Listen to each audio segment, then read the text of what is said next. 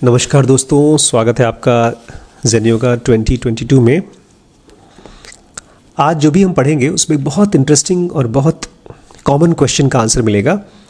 एक आदमी जो स्पिरिचुअल रास्ते पे चल रहा है, क्या वो रुपया पैसा कमाने के पीछे पड़े या ना पड़े? क्या वो अमीर बनने की कोशिश करे या ना करे? आपका क्वेश्चन है, उसी का आंसर मिलेगा।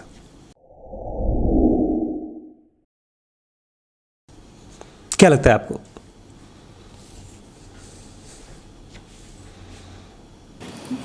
मुझे लगता है आप ये कहेंगे कि एक स्टेबल लाइफ होनी चाहिए और साथ ही साथ प्रैक्टिसेस भी करनी चाहिए। गौरी, आपको क्या लगता है? एक आदमी जो स्पिरिचुअल आदमी है, उसको पैसा कमाने की कोशिश करनी चाहिए या नहीं करनी चाहिए?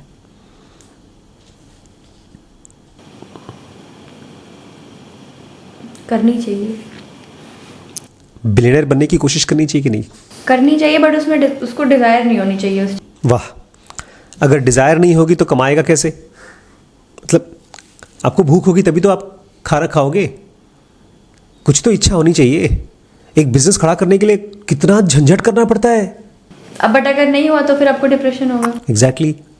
तो छोड़ दे, एक चीज़ पर टिकिए, कमाने की कोशिश करे या ना करे? मेरे हिसाब से करनी चाहिए। तो वो स्पिरिचुअल रहे कि ना रहे?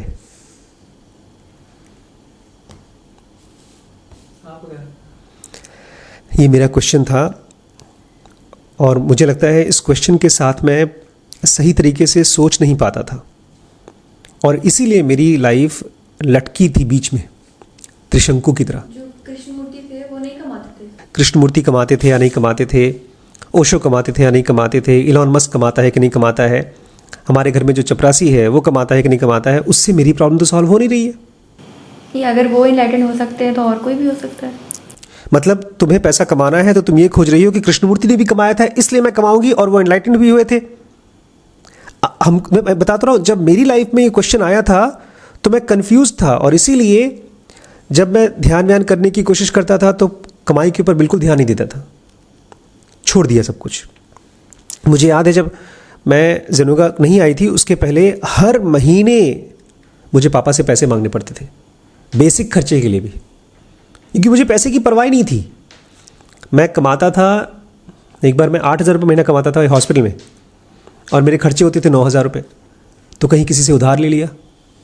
आपने ये बताया था अपने बारे में कि मैं ऐसा हूँ कि कम से कम मेरी ज़िंदगी चल रही है वही चले, घर बार छोड़ करके गरीबों की तरह नहीं रहना है।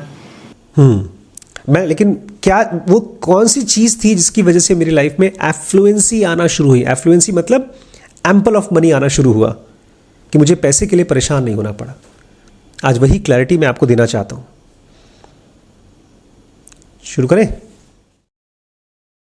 ज़ेन योगा कह रही है, we can and should work at improving our external conditions. अगर आपका ये सवाल है कि क्या हमको अपनी लाइफ की कंडीशंस को, अपने रुपए पैसे को, अपने कपड़े लत्ते को, अपनी गाड़ी को, जो कुछ भी हमारी एक्सटर्नल कंडीशंस है उसको इम्प्रूव करना चाहिए, तो जी हाँ, you can and you should work at improving your external circumstances. ये क्वेश्चन का आंसर दे दिया। अब आगे सुनिए। Yet we should make the ends also the means, in that we look upon the situation in which life places us not as so many obstacles but as so many fields of expression of our spiritual urges. जब हम पैसा कमाने के बारे में सोचते हैं तो हम उसको एंड की तरह देखते हैं। जब आप एक लखपति को, करोड़पति को या अरबपति को देखते हैं तो आपको लगता है कि बस पहुंच गए, पैसा कमाना था, वहाँ पहुँच गए। हमको फोर्ब की लिस्ट में आना था, most important, most well of आदमी की लिस्ट में आना था, वो पहुँच गए। इसको कहते हैं thinking money as end. But एक स्पिरिचुअल आदमी पैसे को एक मीन्स की तरह देखेगा। किस तरह से? मीन्स मतलब वो किस चीज़ के लिए है। Not as so many obstacles but as so many fields of expression of our spiritual urges. अब आपने ज़ेन योगा पढ़ा, आपको लगता है कि ये बहुत इंपॉर्टेंट है, आपकी लाइफ में ट्रांसफॉर्मेशन आया है और आपके हिसाब से ज़ेन योगा बहुत इंपॉर्टेंट भी है। और आपके पास पैसा भी है। कितना पैसा है? मेरे पास 1000 करोड़ रुपए है। अब उस पैसे का एक अमीर आदमी जिसके लिए पैसा ही सबसे इंपॉर्टेंट था, वो क्या करेगा? वो खोजेगा कि किस स्टॉक मार्केट में मैं लगा सकता हूँ ताकि मेरा 1000 करोड़ 2000 करोड़ बन जाए। लेकिन एक आदमी जो स्पिरिचुअल होगा वो ये पूछेगा, ज़ेनोंगा बड़ी इंपॉर्टेंट चीज़ थी जो मैंने सीखा था। मेरी लाइफ में पैसे भी आ गए, मैं सुकून में भी आ गया, और मैं अब समाधि में जा पा रहा हूँ। ये चीज़ मेरे आसपास के जितने भी लोग हैं उन तक पहुँच सकता है। तो उसके लिए उसका पैसा एक ऑब्स्टिकल नहीं है जैसे बाकी लोगों के लिए है। एक अमीर आदमी के लिए सबसे बड़ी परेशानी है कि उसका पैसा उसके घर वालों के मार डालता है, उसके बच्चे अय्याश हो जाते हैं, काम नहीं करने की ज़रूरत पड़ती, हर चीज़ के लिए नौकर चाकर होते हैं, गाड़ियाँ होती हैं, स्लॉग नहीं करना पड़ता। लेकिन एक स्पिरिचुअल आदमी उस पैसे को यूज़ करके अपने स्पिरिचुअल एक्सप्रेशंस दिखाता है। जब अशोक या बुद्ध के पास, अशोक छोड़िए, बुद्ध के पास ढेर सारा डोनेशन आना शुरू हो गया। एक बार एक आदमी ने बुद्ध को सुना, उसको इतना अच्छा लगा, वो बहुत अमीर आदमी था। उसने एक जेतवन नाम का एक बहुत खूबसूरत जगह थी कई एकड़ में, उसने कहा मुझे चाहिए बुद्ध के लिए आश्रम बनाने के लिए।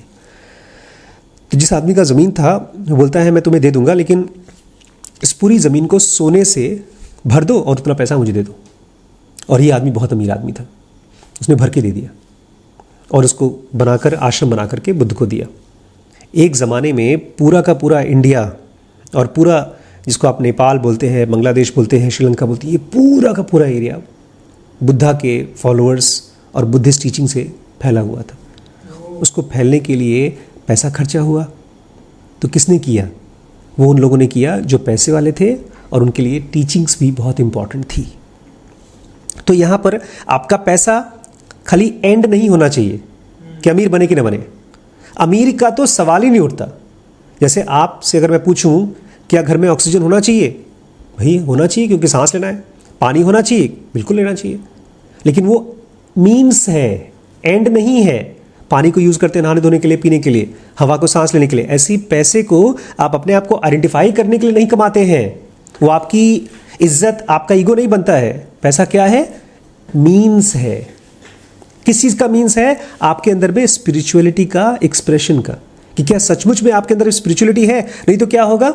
मैं देखता हूँ, अभी रिसेंटली उसको देख रहा था मैं, रणवीर इलाहाबादिया, तो उसके रूम में किताबें पड़ी थी, उसके पास गाड़ी है, उसके पास छोटे छोटे खिलौने हैं प्लास्टिक के जो बच्चे खेलते हैं, और बहुत से लोग हैं। आपके अंबानी जी के पास ढेर सारी गाड़ियाँ हैं, लोगों के पास 100-100, 150-150 गाड़ियाँ होती हैं। तो जैसे ही पैसा आता है, आदमी जो उसके अंदर में होता है वो बाहर एक्सप्रेस हो जाता है। तो आपके अंदर में अगर सचमुच में स्पिरिचुअलिटी है तो बाहर निकल के आएगी। Then the changes in environment will follow and not precede the unfolding of profound interest. अगर आप स्पिरिचुअल रास्ते पे चलते रहें, उससे न भटके और पैसा भी कमाते रहें, तो आपके आसपास में जो भी एनवायरनमेंट में चेंज आएगा उसकी वजह से आपका प्रोफाउंड इंटरेस्ट और बढ़ता जाएगा। कैसे? आपने ज़रूर, हम लोग क्लास लेते हैं, यहाँ पे वीडियो कर बनाते हैं। बदकिस्मती से हमारे पास इतनी जगह नहीं है कि हम यहाँ पर 100 लोगों को बुला सकें। जैसे जो विपासना कोर्स होता है वो फ्री कोर्स होता है। आप जाना चाहें 10 दिन के लिए, वो फ्री में आपको खाना देंगे, फ्री में रहना देंगे। आपको डोनेट करना है तो डोनेट करिए, लेकिन वो बाद में वो फ्री में कराते हैं। और उनके ऑल ओवर वर्ल्ड सेंटर्स हैं। काश हम भी ऐसा करा सकते। जब कभी ऐसा ऑप्शन हमारे पास होगा कि हम अफोर्ड कर पाएंगे तो हम करेंगे। मैं करना चाहता हूँ इस चीज़ को। तो जब आपके पास पैसा आएगा तो आप इस चीज़ को, प्रोफाउंड इंटरेस्ट को, जो भी आपका इंटरेस्ट है, स्पिरिचुअल इंटरेस्ट, वो धीमे धीमे एनफोल्ड होगा, खुलेगा। एक हमारे जान पहचान के डॉक्टर साहब हैं, वो भी डायग्नोस्टिक सेंटर चलाते हैं हमारी तरह। कुछ महीने पहले जब मैं उनसे मिला, बोलते हैं अब पैसा आ गया काफ़ी, लेकिन काम बहुत करना पड़ता है डायग्नोस्टिक में। मैं सोच रहा हूँ दूसरा एक और बिज़नेस चालू कर दूँ। मैं क्यूरियस हो गया जानने के लिए क्या बिज़नेस चालू करना है। मैंने कहा कौन सा करेंगे बिज़नेस डॉक्टर साहब? तो बोलते बस मेरे लिए तो वही एक बिज़नेस है। मैंने कहा कौन सा? बोलते मैं सोच रहा हूँ वाइनरी खोल दूँ, शराब की दुकान या भट्टा। जो आदमी करता है, जो इंटरेस्ट होता है, वही आदमी एक्सप्रेस करता है। तो धीरे धीरे आपके, और ये उनके साथ हुआ, अब वो धीरे धीरे अभी उसमें पैसा लगा रहे हैं कि पैसा जोड़ रहा हूँ, शराब की दुकान खोलूँगा, मतलब एक बार खोलूँगा, या उनके बजट में जो भी रहेगा शराब से रिलेटेड वो खोलेंगे।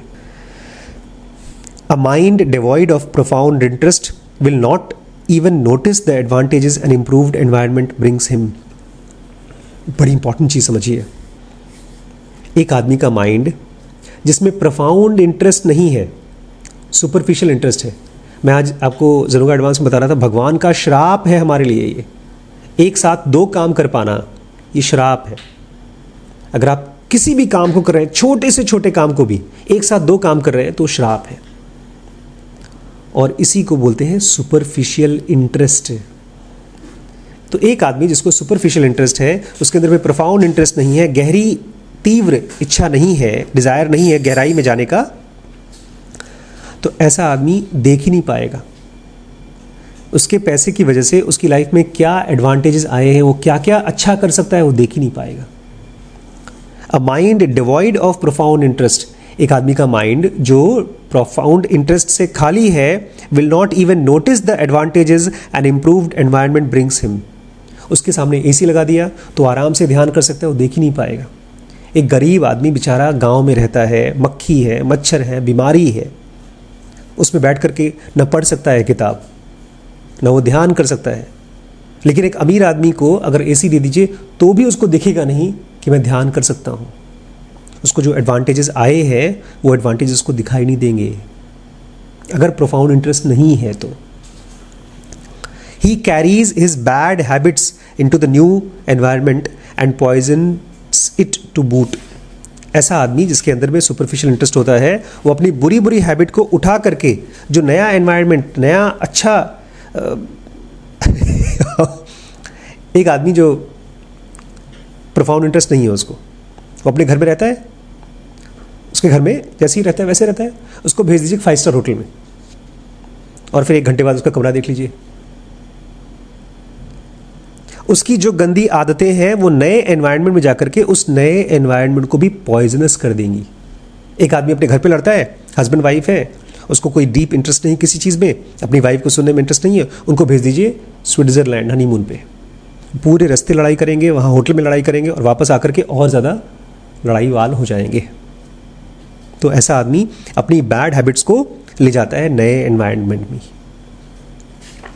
और उसको और गंदा कर देता है। Poisons it to it boot. जितनी गंदगी थी पैसे से पहले, पैसे के बाद और गंदगी हो जाएगी। And he carries ruins to ruins. और ऐसा आदमी जो भी उसकी बर्बादियां हैं अपने साथ गरीबी से अमीरी में उनको ट्रांसफ़र करता रहता है। इसीलिए बहुत से लोग पैसा कमाने के बाद पहले तो खाली ठर्रा पी पाते थे, फिर अंग्रेज़ी शराब पीते हैं, और पैसा आ जाता है तो ड्रग्स भी ले सकते हैं भाई, क्योंकि पैसा नहीं था पहले, मजबूरियां थी, गरीब थे, अब उसको एंजॉय कर पाते हैं। On the other hand, external obstacles are swept away under the impact of genuine enthusiasm resulting from profound interest. और वहीं पर जिस आदमी के लाइफ में प्रोफाउंड इंटरेस्ट होता है, अगर उसकी लाइफ में कोई मुश्किलें भी आई तो वो भी बह जाती हैं, उसकी एंथुजियाज्म के चक्कर में बह जाती हैं। वो इतना किसी काम में इतना घुस जाता है कि उसको पता ही नहीं चलता कि प्रॉब्लम है भी। On the other hand, external obstacles are swept away. मुश्किलें दिखती नहीं, बह जाती हैं under the impact of genuine enthusiasm, क्योंकि वो एक जेन्युइन एंथुजियाज्म के इम्पैक्ट में है, रिजल्टिंग फ्रॉम प्रोफाउंड इंटरेस्ट, जो कि उसके प्रोफाउंड इंटरेस्ट से आता है। अगर मैं यहाँ बैठ करके दिन भर किताब पढ़ पा रहा हूँ तो वो किस लिए है? प्रोफाउंड इंटरेस्ट की वजह से। मैं आज ही एक भाई साहब से बात कर रहा था, उनके पास पैसे बहुत हैं, ऑलमोस्ट 10-15 करोड़ रुपए हैं, लेकिन वो परेशान था। वो बिज़नेस करने की कोशिश कर रहा है लेकिन कंप्लेन कर रहा था। क्यों कंप्लेन कर रहा था? बिकॉज अभी भी उसको प्रोफाउंड इंटरेस्ट की कमी है। और बहुत हाई फाई कॉलेज से पढ़ाई किया उसने, ऐसा नहीं कि वो पढ़ाई लिखाई में कमज़ोरी है। What he lacked is profound interest. अब एक बहुत बारीक सी चीज़ है, सटल चीज़ है, उसको समझिए। What is subjectively felt as profound interest finds its expression in objective world as genuine enthusiasm. आप किसी आदमी को देखिए और वो हमेशा बड़ा खुश रहता है, अभी मैं कल गया था अपना सैमसंग का फ़ोन ठीक कराने, वहाँ पर एक लड़की थी, उसने मुझे रिसीव किया, मेरा फ़ोन लिया, बोलती आप कौन? मैंने कहा मैं डॉक्टर, मैं आशीष शुक्ला। बैठ जाइए, कंप्लेन क्या है? मैंने कहा मेरे मोबाइल का बैटरी ख़राब है शायद। ठीक है, पैसे जमा कर दीजिए, जब आ जाएगा तब फ़ोन कर देंगे। मैंने मन ही मन सोचा बेचारी परेशान है, उसका मुंह बिल्कुल प्लास्टिक चेहरा था, हंस बिल्कुल, मुस्कुराहट बिल्कुल नहीं थी। उसके बगल में एक और लड़का, वो अपना गुटखा खा रहा है, और इन सैमसंग की दुकानों में जो सर्विस सेंटर होती है उनको टी शर्ट मिलती है, तो उसने टी शर्ट नहीं पहना था सैमसंग का। मैंने कहा क्या हुआ, तुम्हारे पास टी शर्ट नहीं है? भूल गए पहनना, घर पे पड़ा हुआ है। तीसरा एक और कुर्सी थी, वो अपना लगा हुआ था, अपने कस्टमर के साथ बातचीत कर रहा था।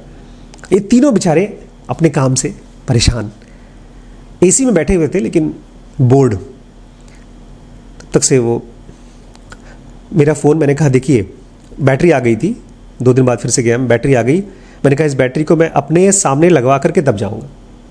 बोलते हैं ऐसे कैसे, आप अंदर थोड़ी घुस जाएंगे जहाँ काम चलेगा। मैंने कहा अंदर नहीं घुसूँगा, लेकिन मेरे सामने लगवा करके, मतलब मैं बैठूँगा यहीं पर, लगवा कर तब जाऊँगा, बिकॉज ये मेरा फ़ोन बहुत इंपॉर्टेंट है, मुझे इसमें बहुत सी इंपॉर्टेंट कॉल आती है, मैसेज आती है।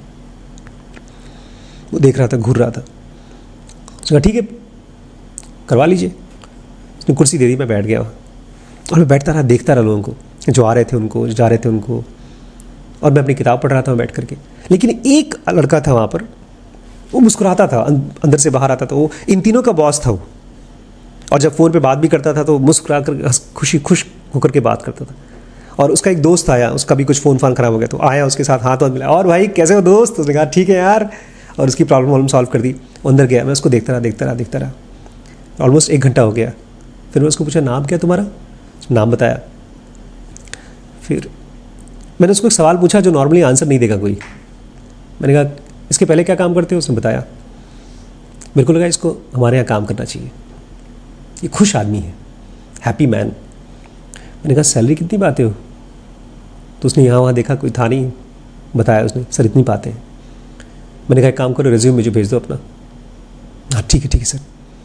और विद इन 5 मिनट्स वो अंदर गया, प्रिंट आउट निकाल के मुझे रिज्यूम ला के दे दिया उसने। मुझे भी अच्छा लगा, लेकिन ये जो बेचारे रो रहे थे उनको मुझे हायर करने का मन नहीं किया। हो सकता है हमारे फ्रेंड बाद में पूछ रहा था, सर कहाँ पर, आज फ़ोन आया था, उसका मैसेज आया था, सर कहाँ पर नौकरी रहेगी, कौन सी नौकरी रहेगी? मैंने कहा आके मुझसे मिलना। तो what is subjectively felt as profound interest, जो चीज़ आपके अंदर में प्रोफाउंड इंटरेस्ट की तरह फील होती है, वो बाहर एंथुजियाज्म की तरह दिखाई देती है। अगर कोई आदमी अपने काम में बहुत गहरे से इंटरेस्टेड है, जब आप उसको मिलेंगे आपको उसकी इंटरेस्ट फील होगी, आप तुरंत उसके साथ एंगेज हो जाओगे, उसकी वजह से आपको भी खुशी महसूस होगी। What is subjectively felt as profound interest, जो एक आदमी के अंदर में प्रोफाउंड इंटरेस्ट की तरह फील होती है, उसको बाहर आप जेन्युइन एंथुजियाज्म की तरह देख पाते हो ऑब्जेक्टिव वर्ल्ड में। By profound interest we mean interest so deep as to cease from being interest for, in or about specific thing and becomes an interest itself unrelated to any specific object. आज जाकर के profound interest का definition दे रहे हैं। profound interest का मतलब ये है इतना गहरा इंटरेस्ट कि वो किसी चीज़ के बारे में इंटरेस्ट नहीं है, कि अगर मुझे कोई फिल्म डायरेक्टर या कोई बिजनेस केस स्टोरी आए, मुझे एप्पल की कंपनी के बारे में या इलॉन मस्क के बारे में या किसी गुरु के बारे में कोई कहानी आएगी तो मैं ज़रूर देखूंगा ना, वो किसी चीज़ के बारे में नहीं है, वो एक इंटरेस्ट बन जाता है, वो किसी भी चीज़ के साथ जुड़ा रहता है। वो जब इनफैक्ट आज पता है क्या हुआ, मैं तुमसे एक बात बोलना चाहता हूँ। आज सुबह मैं बाहर निकला बेडरूम में से तो उर्मिला आंटी मिली, तो मुझे बोलती है हाँ आइए हमारे साथ आइए। तब तो वीडियो नहीं बनाते आप लोग, दीदी बैठते वीडियो तो नहीं बनाती। मैंने कहा क्या हुआ? उर्मिला आंटी का झाड़ू लगाने का वीडियो बनाया था कोई नहीं। इट सीम्स उनका एक वीडियो बनाया कि झाड़ू गंदा है, उन्होंने झाड़ू लगाया है कमरे में। अच्छा, उस गंदगी के लिए मुझसे बोली थी कि जो दूसरी वाली आंटी काम करती है उनका तो तुम वीडियो नहीं बनाते हो जब वो कचरा यहाँ छोड़ती है। तो अगर मैं बड़ी मम्मी की जगह हूँ तो मैं उस वीडियो को बना के नहीं बोलूँगा, मैं कोई और तरीका अपनाऊंगा, और ऐसा कोई तरीका अपनाऊंगा जिसमें उनको ये काम करने में खुशी हो। क्योंकि जो जेन्युइन डीप इंटरेस्ट जो होता है ना, वो एक नौकर को भी देखने के लिए उतना ही गहरे से इंटरेस्टेड होता है जितना वो एक बहुत गहरी बुक पढ़ने के लिए होता है, या इवन एक प्रचार देखने के लिए। एक अगर एडवर्टाइजमेंट भी देखता है तो उसका गहराई से देखता है कि इसमें चल क्या रहा है, क्यों हम लोग को इतना इम्पैक्ट कर रहा है प्रचार, एड। और जब वो किसी कमरे में बैठा होता है, उसका कमरा ढेर सारी चीज़ें उसको दिखा पाता है। क्यों? क्योंकि वो डीपली इंटरेस्टेड हो गया है हर चीज़ में। उसके लिए कोई स्पेसिफिक सब्जेक्ट इंटरेस्टिंग नहीं है। जैसे हमारे बचपन में होता था, मैं और चाचा लड़ाई करते थे, अमिताभ बच्चन की फिल्म आएगी, क्योंकि उस ज़माने में फिल्म्स का ऐसा था, पैसा देकर लाना पड़ता था। एक फिल्म को लाने के लिए 20 रुपये खर्च होता था, कैसेट लेकर आते थे, और अगर एक दिन से 2 दिन हो गया तो 40 रुपये देना पड़ता था हम लोग को। तो लड़ाई करते थे, वो बोलते थे राजेश खन्ना की फिल्म आएगी, हम बोलते थे अमिताभ बच्चन की फिल्म आएगी। तो किसी स्पेसिफिक सब्जेक्ट में इंटरेस्ट हो, ऐसा नहीं, इंटरेस्ट ही हो जाता है, हर चीज़ में इंटरेस्ट हो जाता है। उसको बोलते हैं deep interest, which is unrelated to any specific object. वो किसी स्पेसिफिक ऑब्जेक्ट के साथ रिलेटेड नहीं होता। It is this state of interest in itself which brings about genuine enthusiasm. ऐसा आदमी एक जेन्युइन इंथ्यूजियाज्म दिखाता है, बिकॉज वो उसको आप जब देखते हैं वो एक छोटे बच्चे की तरह होता है। इस छोटा बच्चा, चूंकि वो दुनिया के बारे में जानता नहीं है, हर चीज़ उसके लिए नई है, हर चीज़ को उठाकर उसके मुंह में डालेगा, हर चीज़ को, बिकॉज हर चीज़ उसके लिए कोई नई चीज़ है। ऐसे ही एक जेन्युइन एंथुजियाज्म वाला आदमी डीपली इंटरेस्टेड है हर चीज़ के साथ, और आप उसको this state of interest in itself which brings about genuine enthusiasm. कभी आप पूछिए अपने आप से कि मैं क्यों दुखी रहती हूँ, मैं क्यों परेशान हूँ? क्योंकि सक्सेस या फेलियर है इसलिए नहीं, क्योंकि आप जेन्युइनली किसी चीज़ में इंटरेस्टेड ही नहीं है। आप किताब पढ़ रही हैं लेकिन एग्ज़ाम पास करने के लिए, आप वीडियो बना रहे हैं व्यूज़ पाने के लिए, किसी वजह के लिए, कर्म का फल पाने के लिए, लेकिन जो जेन्युइनली इंटरेस्टेड है वो तो उसी कर्म में इंटरेस्टेड है, उसी चीज़ में इंटरेस्टेड है। इसलिए उनकी जो प्रेजेंस होती है वो बड़ी एंथुजियास्टिक होती है। वो आग की तरह होते हैं। आप उनके कांटेक्ट में आएंगे, आप या तो उसका उजाला मिलेगा या तो उसकी गर्मी मिलेगी, और कांटेक्ट में आएंगे तो जल जाएंगे, आप आग बन जाएंगे। Interest in a specific subject excludes the open mindedness essential to heightened sensitivity. अब एक नई चीज़ आ रही है। अगर आप मुझसे ये पूछते हैं कैसे लाएं वो डीप इंटरेस्ट, प्रोफाउंड इंटरेस्ट कैसे लेकर आएं, उसके आंसर के लिए एक नया शब्द देते हैं सहर जी, हाइटेंड सेंसिटिविटी। फिलहाल जो चीज़ें हम देखते हैं वो नॉर्मल सेंसिटिविटी से देखते हैं। मैं आपको देख रहा हूँ, आप मुझे देख रहे हैं, आसपास की चीज़ें मुझे दिख रही हैं, लेकिन बहुत सी चीज़ें नहीं दिख रही हैं, वो हमारी नाक के सामने फिर भी नहीं दिख रही हैं। क्यों? क्योंकि जब हम किसी एक चीज़ में इंटरेस्टेड होते हैं ना, तो हमारे अंदर में माइंड को एक ओपन माइंडेडनेस चाहिए, एक माइंड का खुलापन चाहिए, वो देख नहीं पाता। जैसे उस लड़के से जब मेरी बात हो रही थी आज, जो बहुत अच्छे कॉलेज से पढ़ा, जॉब भी बहुत अच्छी की, पैसे भी बहुत कमा लिए, लेकिन अब परेशान है अपने बिजनेस के साथ। मैं उसको बता रहा था, जब तुम अपना सॉफ्टवेयर बनाओ तो कस्टमर के लिए बनाओ, और कस्टमर को अच्छा लगेगा तो ज़रूर खरीदेगा। लेकिन मेरी बात नहीं सुन पा रहा था। क्यों नहीं सुन पा रहा था? सुन तो रहा था, कान में आवाज़ जा रही थी, लेकिन वो समझ नहीं पा रहा था, क्योंकि उसके माइंड में ओपन माइंडेडनेस नहीं था। जैसे हम लोग जब वीसी का वीडियो बना रहे थे कल, तो आपने कहा हम लोग क्यों देख रहे हैं वीसी की वीडियो, क्यों सुन रहे हैं, मुझे नहीं पता क्या होगा।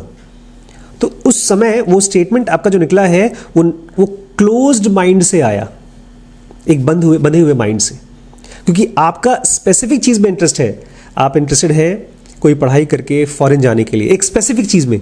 जब आप किसी स्पेसिफिक चीज़ में, जैसे इनका थंबनेल बनाने का इंटरेस्ट है, या मैं कोई खास टाइप का बिजनेस करना चाहता हूँ, लेकिन अभी आप देखेंगे जैसे जैसे आप आगे बढ़ेंगे स्केल अप में और वीसी में, इन दोनों सीरीज़ में आप देखेंगे यू हैव टू पिवोट। मैंने कल भी बताया था ये वर्ड, पिवोट मतलब ये जैसे इस तरफ चल रहे हैं, फिर अचानक से इस तरफ एकदम चलना, बड़ी सी कंपनी को एकदम से टर्न ले लेना, तख्ता पलट। जैसे जब पेपैल शुरू हुई थी, तख्त पलट नहीं, तख्त पलट तो कूप है।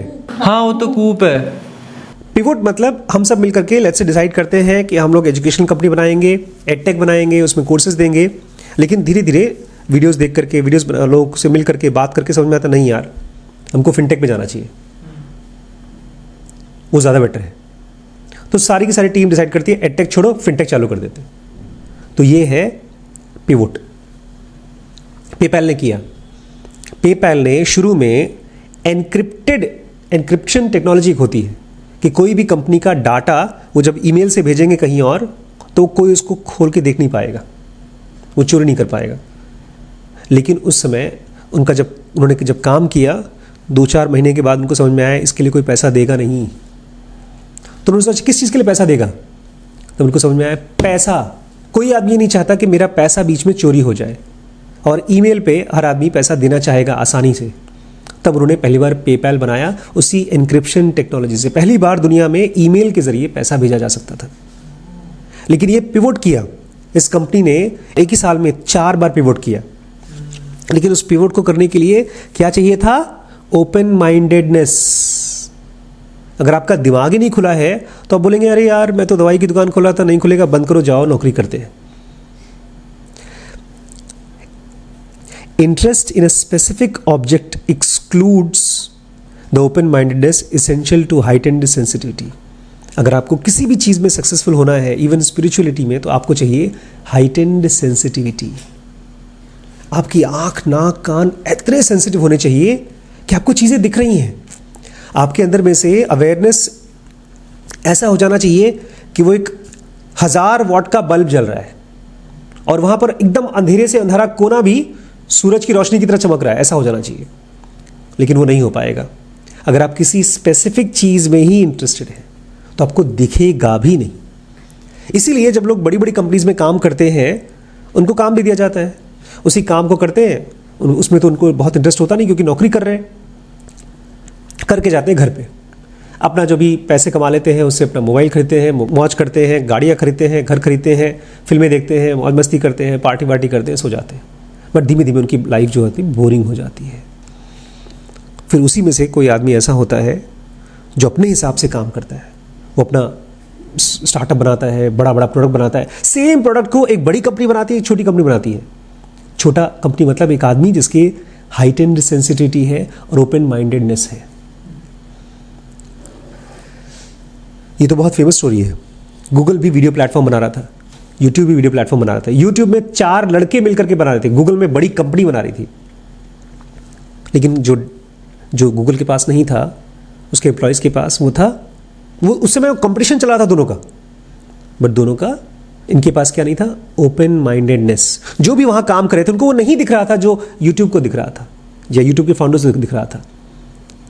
ये दिखता कैसे है? Heightened sensitivity. आपको दिखेगी, बगल वाले को नहीं दिखेगा। स्टीव जॉब्स को दिखता था, वो पकड़ पकड़ के रोक रोक के, नहीं देखो तुम ऐसा प्रोडक्ट बनाओ, ऐसा प्रोडक्ट बनाओ। इंजीनियर्स को नहीं दिखता था, उनके सामने प्रोडक्ट रखा है, इंजीनियर्स उसके ऊपर काम कर रहे हैं। स्टीव जॉब्स तो काम भी नहीं करता था लेकिन उसको दिखता था। क्यों? इसीलिए क्योंकि वो इंटरेस्टेड होता था डीपली। अपने घर में कोई सामान नहीं रखता था। उसके घर में बताया फर्नीचर क्या था? पूरे ड्राइंग रूम में एक सोफा, सिंगल सोफा। कोई आएगा तो उसको बोलते गद्दा बिछा के बैठ जाओ बस। उसको बोलता तो मुझे सोचने में डिफिकल्टी होती है सामान होता है तो। आप सर्च करना कभी उसका घर, उसकी फोटो सर्च करना। शुरू में तो खुद भी जमीन में बैठता था। वो मोजा नहीं पहनता था। वो काइंड ऑफ स्पिरिचुअल टाइप का आदमी था। वो ज़ेन मॉन्क के साथ घूमता था। पता है, एक ज़ेन मॉन्क उसका बड़ा फ्रेंड था, क्लोज फ्रेंड था। बिकॉज ज़ेन में मिनिमलिस्टिक तरीके से जीते हैं आदमी। इसलिए आप इंटरेस्टेड होइए, not just in some particular subject. हर चीज में इंटरेस्टेड होइए, नहीं तो आपकी हाइटेंड सेंसिटिविटी नहीं आएगी। The heightened sensitivity and enthusiasm go together. एक बच्चे के अंदर में हाइटेंड सेंसिटिविटी होती है, हाइटेंड सेंसिटिविटी। लेकिन बाद में धीरे धीरे बड़े होते होते, चूंकि आप स्पेसिफिक चीज़ में, गर्लफ्रेंड में, खेल में और फिर पढ़ाई में, किसी स्पेसिफिक चीज़ में आप जब इंटरेस्ट हो जाते हैं तो बाकी सेंसिटिविटी कम हो जाती है। अगर उसको बचा सकें तो हाइटेंड सेंसिटिविटी और एंथुजियाज्म, मतलब अंदर का जॉय, किसी काम को करने का जॉय, ये दोनों साथ में आता है। They go together. Without heightened sensitivity and enthusiasm, even great pleasures, be it earthly or heavenly, would subjectively be experienced as डल।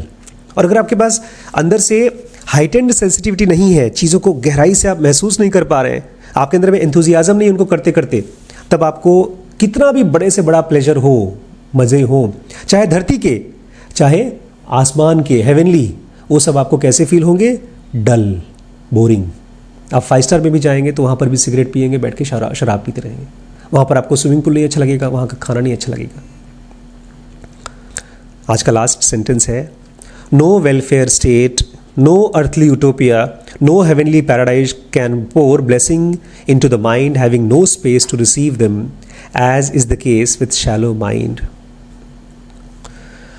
कोई भी बड़ी बड़ी चीज़ें, वेलफेयर स्टेट की क्रांति, बड़े बड़े क्रांति, कोई भी धरती का उटोपिया, उटोपिया मतलब लोग कहते हैं हाँ हम इस काम को करके पूरा बदल देंगे, धरती को स्वर्ग बना देंगे, कोई उटोपिया, कोई हेवनली पैराडाइज, कोई भी स्वर्ग जैसी चीज़ आपके अंदर में ब्लेसिंग नहीं डाल पाएगा, आपके माइंड में ब्लेसिंग को पोर नहीं कर पाएगा, उस माइंड में जिसमें कोई स्पेस नहीं है उसको रिसीव करने के लिए, as is the case of shallow mind. क्योंकि आपका माइंड क्या है?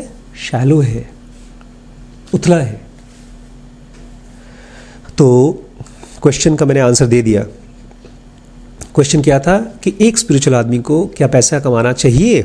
बिल्कुल कमाना चाहिए, लेकिन उसको पैसे को मीन्स की तरह देखना चाहिए, ना कि एंड्स की तरह।